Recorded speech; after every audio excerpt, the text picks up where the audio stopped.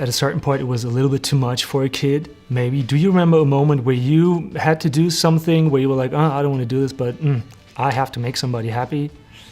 Not really. I was a very, my mom always described me as a very independent kid. Like when I wanted to do something, I'd go off and do it. And generally, I wanted to do everything when I was a kid. I wanted to try everything and go everywhere and do everything. And I wouldn't really wait to get permission. I would just go and do it, which I'm sure would have been very annoying for my mum to deal with. But no, it was quite the opposite. I feel more sorry for my mum than for myself as a child.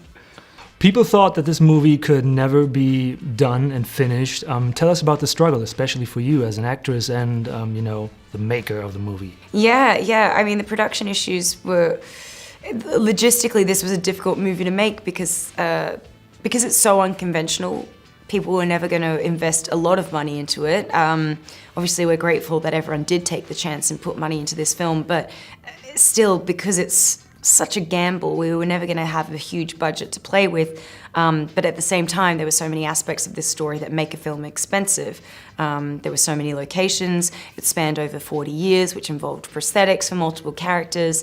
There was 267 scenes in 110 pages, which adds locations, time, costumes. I had something like 100 costume changes.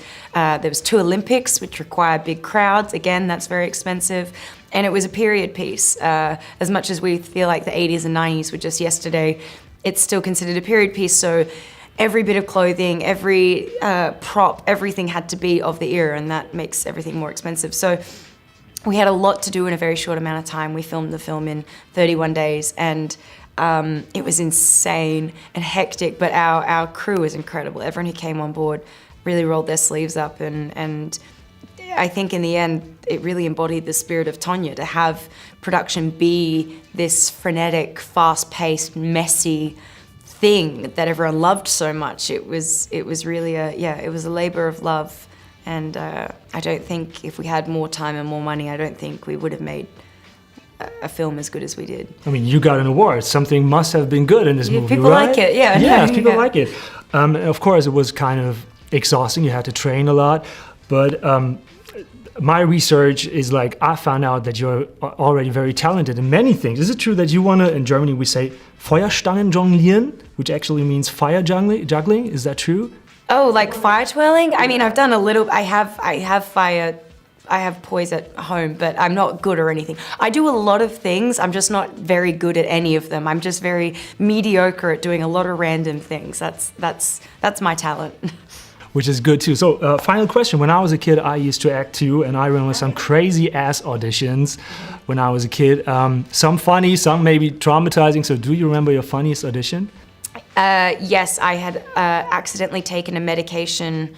I'd had a day surgery and I didn't know the names of medications in America, and I took a medication that was really strong, and then I went and did an audition and I just was on another planet. It was a terrible audition. They never called me back for it.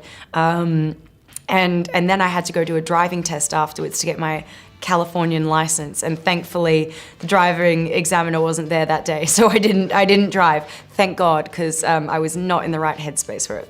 That was definitely my worst audition.